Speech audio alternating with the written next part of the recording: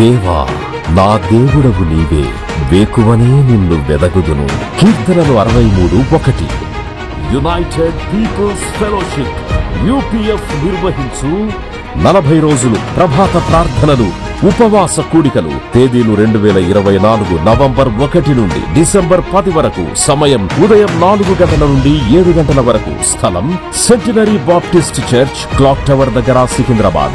గమనిక: రామ్ నగర్ ఈ సేవా కేంద్రము నుండి సెంటినరీ బాప్టిస్ట్ చర్చ్ వరకు బస్సులు ఏర్పాటు చేయబడును.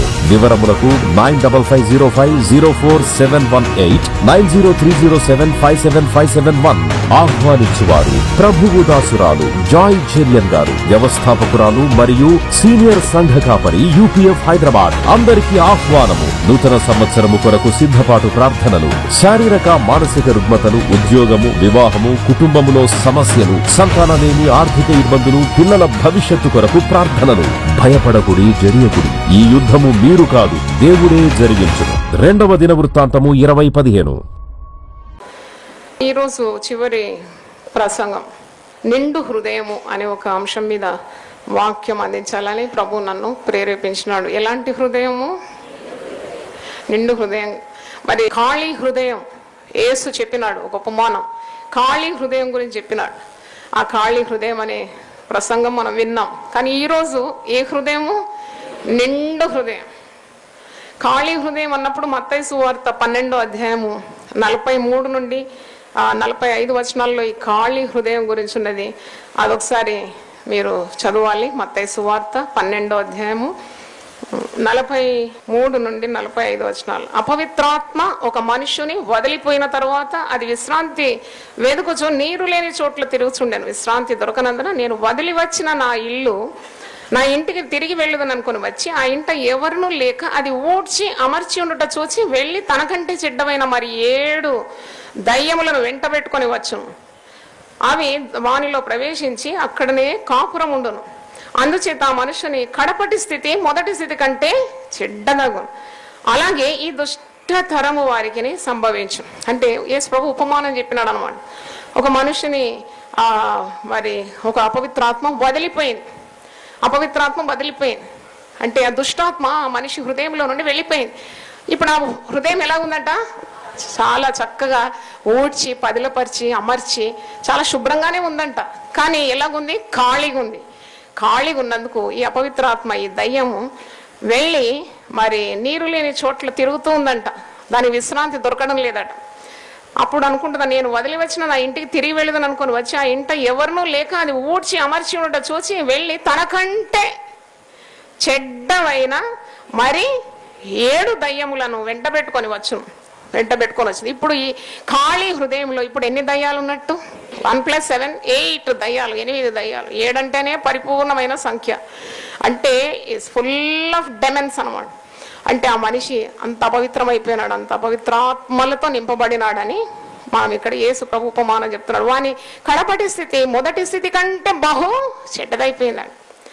అందుకే ఎప్పుడైతే మన హృదయంలో ఉన్న అపవిత్రాత్మలన్నీ తొలగిపోయిన తర్వాత, చెడు అంతా తొలగించుకున్న తర్వాత హృదయం ఖాళీగా ఉండకూడదు. హృదయం ఏం చేయాలి? నింపబడాలి. దేవునికి స్తోత్రం, హల్లెలూయా. మనల్ని దేవుడు నింపుతాడని వాక్యంలో ఎఫెసీయులకు రాసిన పత్రిక 1వ అధ్యాయము 23వ వచనంలో ఉంది. దేవుడు మనల్ని నింపుతాడు. ఆ సంఘము ఆయన శరీరము సమస్తమును పూర్తిగా నింపుచున్న వాని సంపూర్ణత అయి ఉన్నది. సంపూర్ణంగా దేవుడు నింపుతాడు. ఆయన సంపూర్ణంగా మనల్ని నింపువాడని మనకు అర్థమవుతుంది. కనుక నీకు ఏ కొదువ లేకుండా నీ హృదయము మరి దేవుని ఆత్మతో, దేవుని సన్నిధితో నింపబడాలని ఈరోజు వాక్యం ద్వారా నేర్చుకుంటున్నాం. నిండు హృదయం. ఈ ప్రసంగం పేరేంటి? నిండు హృదయం. ఎప్పుడు ఖాళీగా ఉంచుకోవద్దు హృదయం. నువ్వు నింపబడాలి. అందుకే అంటాడు పరిశుద్ధాత్మ అన్నప్పుడు పరిశుద్ధాత్మ చేత దేవుడు మిమ్మల్ని ఏం చేస్తాడు? నింపుతాడు. దేవునికి స్తోత్రం. ఆత్మ చేత నింపుతాడు. కనుక నువ్వు ప్రార్థన చేసినప్పుడు పరిశుద్ధాత్మని ఎంతో కోరాలి. దేవుని సన్నిధితో ఆయన నింపుతాడు కదా. మరి ఆయన నింపే దేవుడు. నిండు మనసు అన్నప్పుడు పాత నిబంధనలో నాకు కాలేబు గురించి పరిశుద్ధాత్ముడు ఈరోజు గుర్తు చేసినాడు. ఎందుకంటే కాలేబు దేవుని ఎలా సేవించినాడంట, నిండు మనసుతో సేవ చేసినాడు. దేవునికి స్తోత్రం, హల్లెలూయా. నువ్వు నిండు హృదయంతో చేయాలి. ఏ పనైనా సేవ చేస్తే నిండు హృదయంతో చేయాలి. దానికి తిరుగుండదు, ఇంకా దానికి తిరుగుండదు. నిండు హృదయంతో నువ్వు కుటుంబంలో కూడా నువ్వు ప్రయాసపడితే దానికి తిరుగుండదు. ఇంకా no man can stand before you. ఎందుకంటే సాతానుడు కూడా పారిపోతాడు నిన్ను చూసి. ఎందుకంటే నిండు హృదయంతో నువ్వు ఏ పనైనా చేస్తే దాంట్లో అపజయం అనేది ఉండదు. ఎందుకంటే కాలేబు ఆయన నిండు హృదయంతో మరి దైవ కార్యాలు చేసినప్పుడు దేవుడు అతనికి స్వాస్థ్యాన్ని ఇచ్చినాడని, అతని ఆరోగ్యం కూడా క్షీణించలేదని వాక్యములు చూస్తున్నాం. యెహోషువ గ్రంథం ఒకసారి చూడండి. నిండు హృదయముతో దైవ కార్యములు చేసిన ఈ భక్తుని గురించి మీకు ఒకసారి చూపెట్టాలి. యెహోషువ గ్రంథం 14వ అధ్యాయం 13వ వచనం చూడండి. జోషువా 14:13. యెఫున్నె కుమారుడైన కాలేబు ఇశ్రాయేళ్ల దేవుడైన యెహోవాను నిండు మనసుతో అనుసరించువాడు గనుక యెహోషువ అతని దీవించి అతనికి హెబ్రోనును స్వాస్థ్యముగా ఇచ్చాను. హెబ్రోనును స్వాస్థ్యముగా ఇచ్చాను అని వాక్యంలో చూస్తున్నాం. అంటే నిండు మనసుతో ఆయన దేవుణ్ణి అనుసరించినాడట. దేవుణ్ణి వెంబడించేవారు కూడా ఎలాగో వెంబడించాలి? నిండు మనసు. సేవించేవారు ఎలా సేవించాలి? నిండు మనసు. దైవ కార్యాలు చేసేవారు ఎలా చేయాలి? నిండు మనసు. దేవుడు అలాంటి నిండు మనసు, నిండు హృదయంను కోరుతున్నాడని మనకి ఇక్కడ అర్థమవుతుంది. ఇదే అధ్యాయము 10వ వచనం నేను చదువుతున్నాను. యెహోవా చెప్పినట్లు యెహోవా మోషేకు ఆ మాట సెలవిచ్చినప్పటి నుండి ఇశ్రాయేల్ అరణ్యంలో నడిచిన ఈ 45 ఏండ్లు ఆయన నన్ను సజీవునిగా కాపాడి ఉన్నాడు. కాలేబు అంటున్నాడు, ఇదిగో నేను ఇప్పుడు 85 ఏండ్ల వాడను. మోషే నన్ను పంపిన నాడు నాకెంత బలమో నేటి వరకు నాకంత బలం. యుద్ధము చేయటకు కానీ వచ్చుచూ పోచుండకు కానీ నాకు ఎప్పటి ఎట్లు బలం ఉన్నది. మరి ఇంత బలం ఆయన అంటున్నాడు, నాకు 45 సంవత్సరాల ముందు ఎంత బలం ఉందో అంత బలం ఇప్పటి వరకు ఉంది. నాకు అనిపించింది రహస్యం ఏంటి అంటే తప్పకుండా మరి దేవుని నిండు మనసుతో అనుసరించినాడు, నిండు హృదయంతో దైవ కార్యాలు చేసినాడు. ఈ కాలేబు దేవుడు అతనికి ఆరంభంలో ఎంత బలం ఉన్నదో ఆ అవసానం వరకు అంతే బలం ఇచ్చినాడట. అడుగు పెట్టే ప్రతి స్థలాన్ని దేవుడు అతనికి ఏం చేసినాడు? స్వాస్థ్యంగా ఇచ్చేసినాడు. హల్లెలూయా. అందుకే ఈరోజు నిండు హృదయము అనే ఒక వాక్యాన్ని మీరు వింటున్నారు. నిండు కుండ మరి తొణకదంటారు కదా. కుండలో నిండుగా నీరుంటే ఆ కుండ అటు ఇటు తొణకదు. అలాగే మరి దేవుని సన్నిధితో నువ్వు నింపబడి మరి దేవునికి విధేయుడైనప్పుడే నీకు అన్ని కూడా ఆశీర్వాదాలు. ఇశ్రాయేల్ ప్రజలు ఐగుప్తు నుండి వారు మోషే నాయకత్వంలో అరణ్య మార్గంలో ప్రయాణం చేస్తున్నారు. కానీ వారికి నిండు హృదయం లేకుండేది. దేవుడు వాగ్దానం చేసినాడు, పాలు తేనెలు ప్రవహించే కనాను దేశం. కానీ వారికి ఆ నిండు హృదయం లేదు. వారిలో అనుమానం, వారిలో సందేహం, వారిలో ఇదెట్టు జరుగుతుంది అదెట్టు జరుగుతుంది అనే కలవరం ఉండింది. కాబట్టి మరి సణుగుడు ఉండింది. కాబట్టి బయలుదేరిన వారిలో యెహోషువ కాలేబు తప్ప ఒకడు కూడా వాగ్దానం చేసిన కనాను రాజ్యంలో ప్రవేశించేవారు. బయలుదేరినప్పుడు యెహోషువ కాలేబులు ఉన్నారు. మరి ప్రజలు మధ్యలో మరి పెరిగినట్టున్నారు, వారు గురించి కాదు. కానీ బయలుదేరిన వారిలో ఈ ఇద్దరు తప్ప యెహోషువ మరి ఎవరు కనాను రాజ్యాన్ని వారు స్వతంత్రించుకోలేదని మనకు అర్థమవుతుంది. మనం నిండు హృదయంతో దేవుని ప్రేమించాలి. నీడ చూస్తే కూడా భయం, పిల్లిని చూస్తే భయం, ఎలుకను చూస్తే భయం, బల్లిని చూస్తే అంతకంటే భయం అంటే మరి దేవుని వాగ్దానాలన్నీ ఏమైనాయి? నీవు నాగుపాములను దొక్కుతావు, నువ్వు భుజంగములను అణగదొక్కుతావు, సింహములను కొదమ సింహములను నువ్వు అణిచేస్తావు అంటే వాగ్దానాలన్నీ మర్చిపోతారు భయం వచ్చినప్పుడు. కాబట్టి గుండె నిండా ఏముండాలి? వాగ్దానాలు ఉండాలి. దేవునికి స్తోత్రం.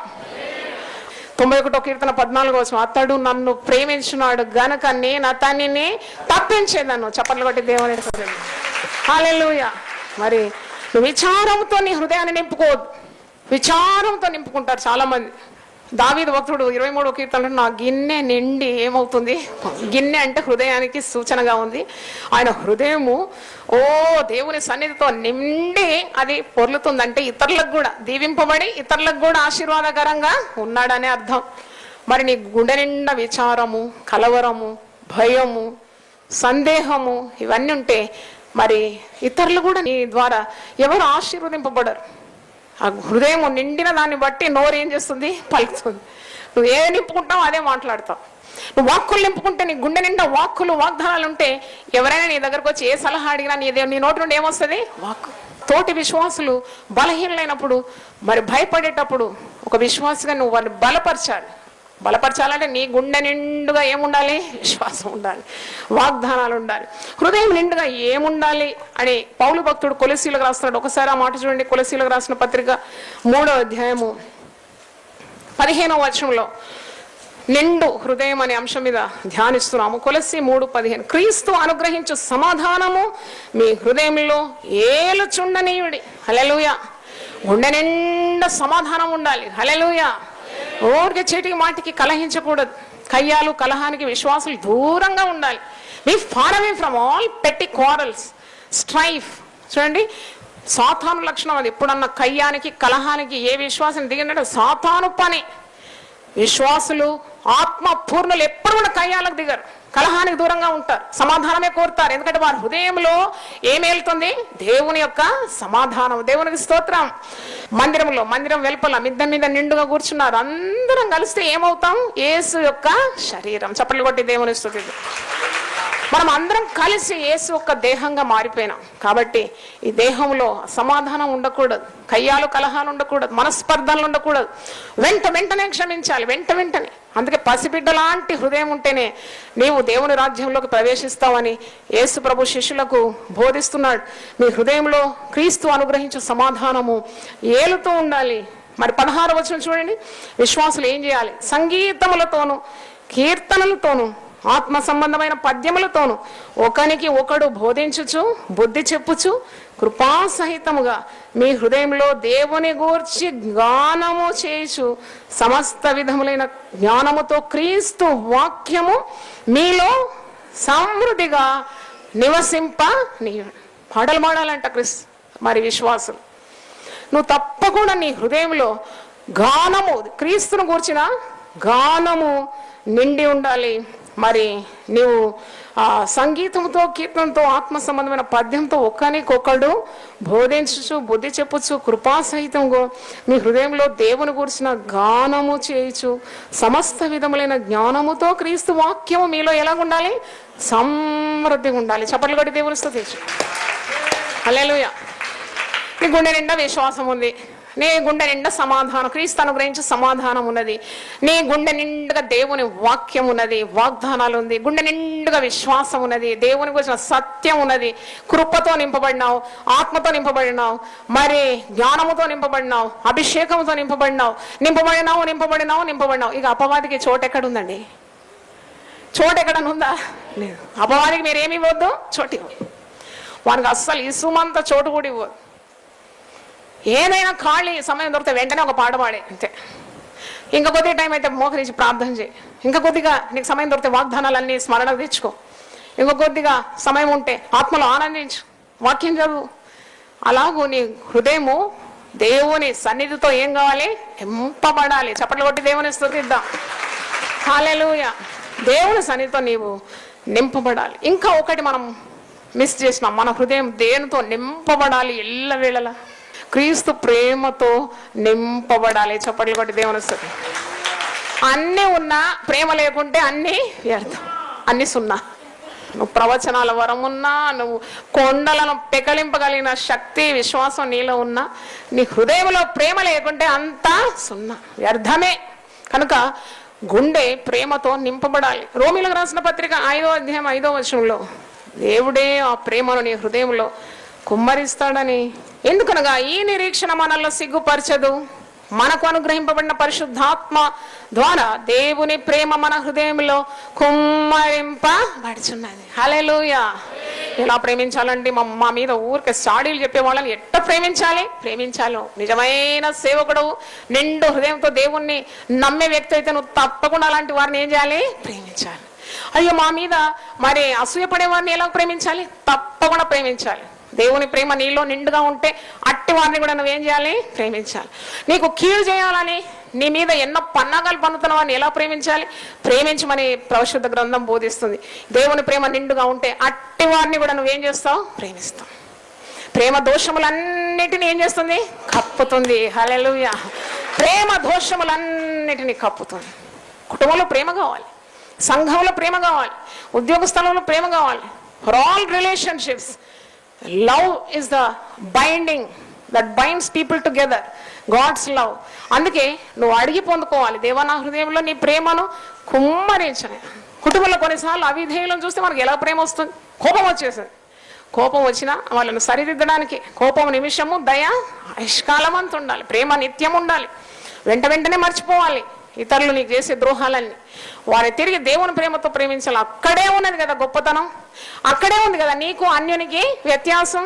లేకుంటే అన్యులు చేసినట్టే నీవు కూడా కోపగిస్తున్నావు, నీవు కూడా అరుస్తున్నావు, కేకలు వేస్తున్నావు, కలిగిస్తున్నావు అంటే నీకు వారికి ఏం తేడా ఉంది? నీలో యేసు ఉన్నాడు, వారిలో యేసు లేడు. కాబట్టి నీకు ఇవన్నీ కూడా జయించే పరిశుద్ధాత్మ శక్తిని దేవుని దగ్గర నుండి పొందుకోవాలి. అందుకే ఈ ప్రేమ ఎలా వస్తుంది అంటే ఇది మనకు అనుగ్రహింపబడిన పరిశుద్ధాత్మ ద్వారా దేవుని ప్రేమ మన హృదయంలో కుమ్మరింపబడుతుందంట. చప్పట్లు కొట్టి దేవుని వస్తుంది. హల్లెలూయా. చాలా కష్టమే ఈ పని, కానీ with Holy Spirit it is easy. Anointing always breaks the yoke. నువ్వు ఆత్మతో నింపబడి అభిషేకింపబడితే ఈ కాడి సులువుగా విరిగిపోతుంది. ఇది నీకు ప్రయాసంగా ఉండదు, ఆయాసంగా ఉండదు, చాలా బరువుగా అనిపించదు. ఎందుకంటే యేసు ప్రభు అంటాడు కదా, నేను సాత్వికుడను, నేను దీన మనసు గలవాడను. మీరు నా యొద్ద వచ్చి ఏం చేయాలి? నేర్చుకోవాలి. నా కాడి ఎలాంటిది? సులువైంది, నా బరువు తేలిక. అంటే వెంటనే అన్నమాట అలకగైపోతుంది నీకు. కనుక నీ హృదయము ప్రేమతో నింపబడాలని వాక్యంలో చూస్తున్నాం. నీ హృదయము పాపముతో నింపబడి ఉందనుకోండి, దానికి మార్గం ఏంటి? పరిశుద్ధ గ్రంథం ఏమంటుంది? అయ్యో ఇవన్నీ వింటున్నాను కానీ నా హృదయం నిండుగా పాపము నిండుకొని ఉంది. దానికి పరిష్కారం ఏముంది మీరు చెప్పండి?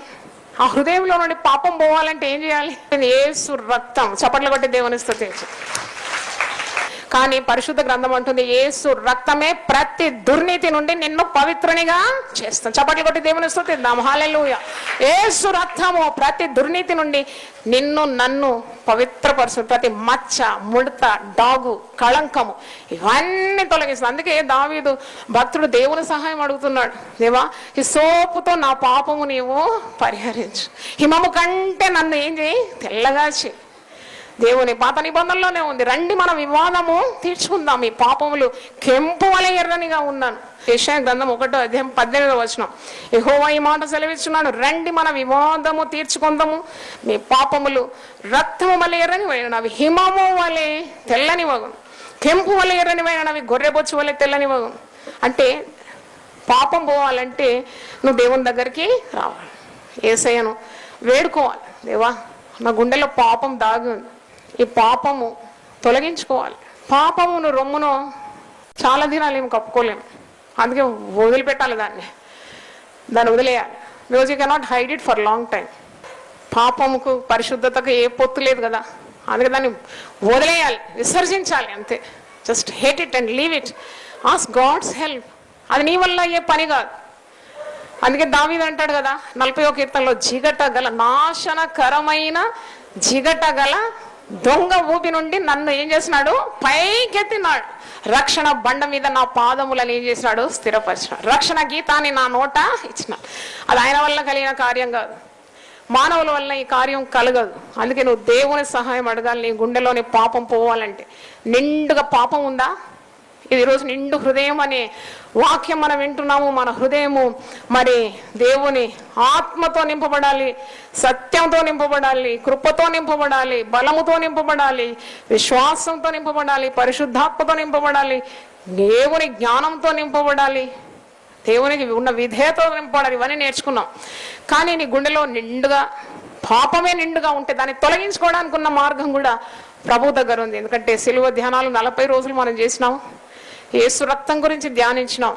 పాపం పోవాలంటే మరి ఏ మార్గం లేదు, యేసు రక్తం ద్వారానే నీకు పాప విమోచన కలుగుతుంది. కాబట్టి హృదయమందు నీవు విశ్వసించాలని వాక్యము సెలవిస్తుంది. మీరు ఒకసారి చూడండి, రోమీయులకు రాసిన పత్రిక 10వ అధ్యాయంలో పాపము నుండి నీకు విడుదల కావాలంటే హృదయమందు నువ్వు యేసు రక్షకుడని నీవు విశ్వసించాలి.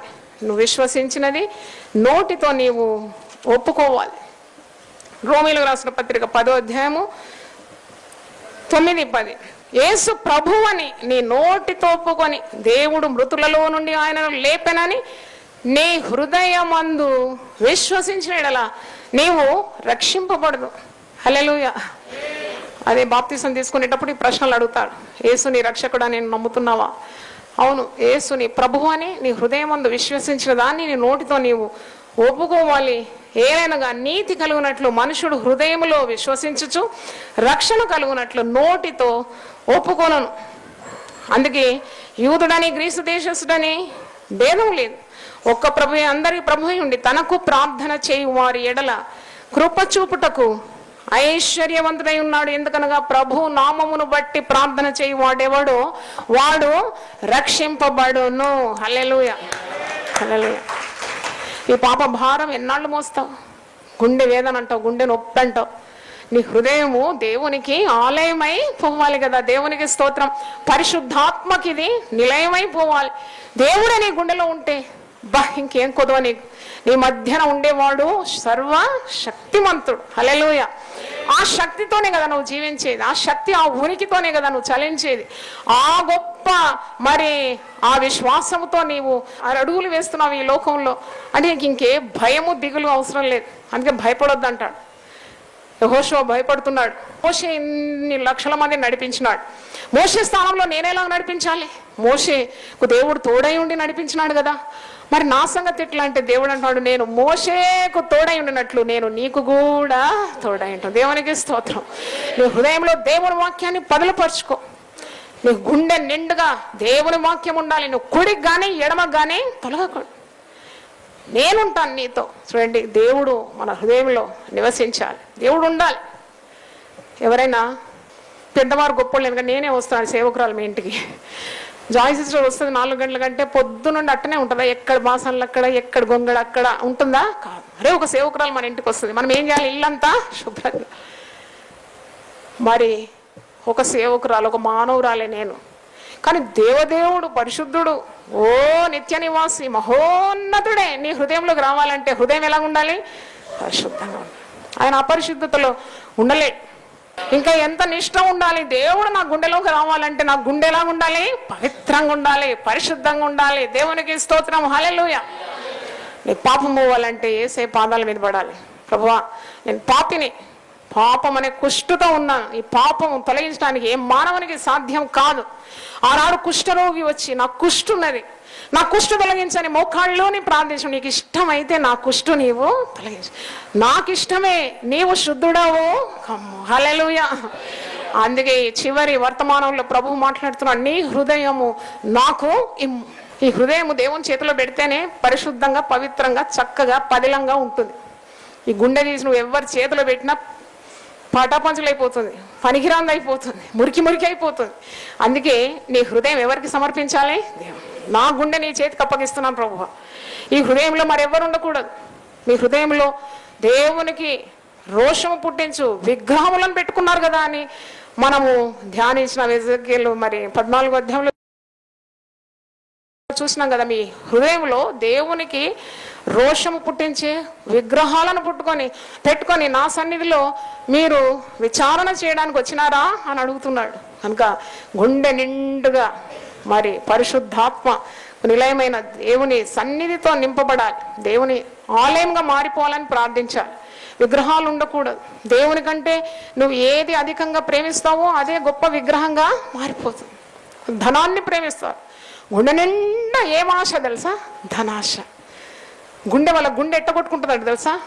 మనదంతా లబ్ లబ్ లబ్ కొట్టుకుంటే డబ్బు డబ్బు డబ్బు డబ్బు డబ్బు డబ్బు డబ్బు డబ్బు కొట్టుకుంటుంది. డబ్బు డబ్బు డబ్బు డబ్బు. అయ్యో, దేవుని వాక్యం ఎంత సత్యమైనది. చాలాసార్లు వాక్యం తీసి ముద్దు పెట్టుకుంటాను నేను. I love the word so much that I kiss it every day. ఎందుకంటే ఈ వాక్యంలో ఉన్నదంతా కూడా అక్షరాల ఏమవుతుంది? నెరవేరుతుంది. ఎంతమంది ధనము వెంబడి పోయి చిక్కుకొని ఆ చిక్కు నుండి మరి విడుదల పొందడానికి కూడా వీలు కాకుండా అంత భయంకరమైన పరిస్థితుల్లో ఉంది. ఈ డబ్బు నెమ్మది ఒక మనిషికి ఇస్తుందా? ఇవ్వదని మీకు తెలుసు కదా. మరి ఏది మనకు నెమ్మది ఇస్తుందండి? దేవుడే మనకు నెమ్మదిస్తాడు. దేవునికి స్తోత్రం. ఆయన సమాధాన కర్తయగు అధిపతి. ఆయన అనుగ్రహించే సమాధానము మన గుండె నిండుగా ఉండాలి. ఆయన ఉంటే చాలు. అందుకే పాడతారు కదా, నువ్వు ఉంటే నాకు చాలు యేసయ్య. హల్లెలూయా. పాడుకుందాం మళ్ళీ. దేవుని స్తోత్రం. అందుకే ఈ గుండె నిండుగా ప్రభా నీ సన్నిధి నాకు కావాలి. నాకు విచారం కొట్టివేయి, నాకున్న కలవరం తొలగించు, నాకున్న అనుమానం తొలగించు, నాకున్న సందేహము తొలగించు, నా గుండెలోని భయాన్ని నీవు తొలగించు, నా గుండె నిండా ఉన్న ఈ పాపాన్ని కూడా పరిష్కారము చెయ్యి. నా గుండె నిండా నీ ఆత్మతో నింపు, సత్యంతో నింపు, నీ కృపతో నింపు, నీ బలంతో నింపు, నీ పరిశుద్ధాత్మ అభిషేకంతో నింపు, నీ జ్ఞానంతో నాకు నింపు, నీ విధేయత గల మనసుతో నింపు నా గుండెనని ప్రార్థన చేసుకుందాం. దేవుని స్తోత్రం. హల్లెలూయా. మన హృదయ పరీక్ష శీర్షిక అయిపోయింది. ఒకసారి చప్పట్లు కొట్టి దేవుని స్తుతిద్దాం. హల్లెలూయా. తలలు వంచండి, ప్రార్థన చేసుకుందాం. ప్రభువా నీ పరిశుద్ధ నామమునకు స్తోత్రం చెల్లిస్తున్నాము. చప్పలతో నేను స్తుతించి మేము ఘనపరిచినాము నీ నామాన్ని. నిదాసురాలు నన్ను మీరు మరుగుపరుచుకొని 40 ప్రసంగాలు హృదయ పరీక్ష అనే శీర్షికలో ఈ చివరి ప్రసంగం కూడా చేయడానికి కావాల్సిన ఆయుస్సు, ఆరోగ్యం, మరి కావాల్సిన ఆత్మ నింపుదల, దేవుని వాక్యం యొక్క మరి జ్ఞానము ఇవన్నీ ఇచ్చి నన్ను నడిపించినందుకు వందనాలు చెల్లిస్తున్నాను. ఇది ప్రజలకందరికీ, రానున్న తరానికి కూడా ప్రభువా ఇది వెలుగుగా ఉండాలని, ఉపయోగకరంగా ఉండాలని మేము ప్రార్థిస్తున్నాం. నిండు హృదయము అనే సందేశం మేము విన్నాం. దేంతో మా గుండెలు నింపుకుంటున్నామో మమ్మల్ని ఒకసారి మీరు కుదిపి చూసినందుకు వందనాలు చెల్లిస్తున్నాం. మా గుండె నీకు నిలయంగా ఉండాలని, మా గుండె ఆత్మకు ప్రభువా వాసస్థలంగా ఉండాలని, ప్రభువా మేము పరిశుద్ధాత్మ పూర్ణులుగా ఉండాలని, మా గుండె నిండుగా నేను ప్రేమించాలని, మా హృదయం నిండుగా నిన్ను మరి వివేకంతో ప్రభువా పూర్ణ బలంతో, పూర్ణ వివేకంతో, పూర్ణాత్మతో నిన్ను మేము ప్రేమించి నిన్ను ఆరాధించాలని మేము నేర్చుకున్నాం. కాబట్టి మా ప్రతి హృదయాన్ని మీరు నింపుమని ప్రార్థన చేస్తున్నాం. నా గిన్నె నిండి పొర్లుచున్నదని దావీదు యొక్క అనుభవం మాకందరికీ మీరు దయచేయమని, సకల ఆశీర్వాదాలతో మమ్మల్ని పంపమని యేసు నామములో అడుగుతున్నాను తండ్రి. ఆమేన్. దేవా నా దేవుడవు నీవే, వేకువనే నిన్ను వెదగుదును. కీర్తనలు 63:1. యునైటెడ్ పీపుల్స్ ఫెలోషిప్ UPF నిర్వహించు 40 రోజులు ప్రభాత ప్రార్థనలు, ఉపవాస కూడికలు. తేదీలు 2024 నవంబర్ 1 నుండి డిసెంబర్ 10 వరకు. సమయం ఉదయం 4 గంటల నుండి 7 గంటల వరకు. స్థలం centenary Baptist church, clock tower దగ్గర, సికింద్రాబాద్. గమనిక, రామ్ నగర్ ఈ సేవా కేంద్రము నుండి సెంటినరీ బాప్టిస్ట్ చర్చ్ వరకు బస్సులు ఏర్పాటు చేయబడును. వివరములకు 9505044718 9030757571. ఆహ్వానించువారు ప్రభువు దాసురాలు జాయ్ జెరియన్ గారు, వ్యవస్థాపకురాలు మరియు సీనియర్ సంఘ కాపరి UPF హైదరాబాద్. అందరికీ ఆహ్వానము. నూతన సంవత్సరము కొరకు సిద్ధపాటు ప్రార్థనలు, శారీరక మానసిక రుగ్మతలు, ఉద్యోగము, వివాహము, కుటుంబములో సమస్యలు, సంతానలేమి, ఆర్థిక ఇబ్బందులు, పిల్లల భవిష్యత్తు కొరకు ప్రార్థనలు. భయపడకుడి, జరియకుడి. ఈ యుద్ధము మీరు కాదు, దేవుడే జరిగించును. 2వ దినవృత్తాంతము 20:15.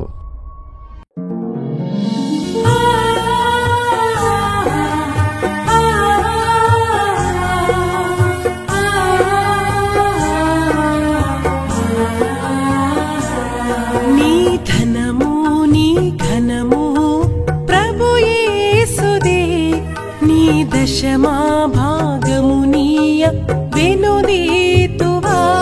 నీ ధనము నీ ఘనము ప్రభు యేసుదే, నీ దశమా భాగము నీయ వెనుదీతువా.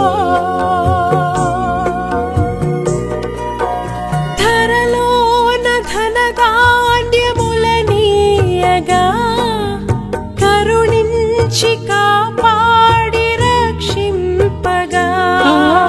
ధరలోన ధనధాన్యములనీయగా కరుణించి కాపాడి రక్షింపగా. పరలోకనాదుండు నీకీయగా మరి యేసు కొరకీయ వెనుదీతువా. పరలోకనాదుండు నీకీయగా మరి యేసు కొరకీయ వెనుదీతువా. నీ ధనము నీ ఘనము ప్రభు యేసుదే, నీ దశమా భాగమునీయ వెనుదీతువా పాడి పంటలు ప్రభువు నీకీయగా కూడు గుట్టలు నీకు దయచేయగా పాడి పంటలు ప్రభువు నీకీయగా కూడు గుట్టలు నీకు దయచేయగా వీడంగ ప్రభు యేసు నామంబును గడువేల ప్రభుకీయను క్రైస్తవా వీడంగ ప్రభు యేసు నామంబును గడువేల ప్రభుకీయను క్రైస్తవా